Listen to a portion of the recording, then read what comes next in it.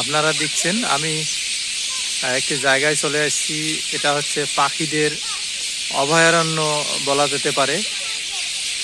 আসলে এখন সন্ধ্যা নেমে আসছে।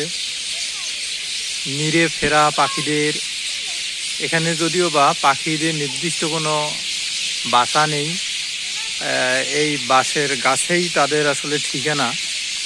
দেখেন তারা একজন আরেকজনকে যেন ডাকছে যে সন্ধ্যা ঘনিয়ে আসছে, এখন তাদের বিশ্রাম নিতে হবে।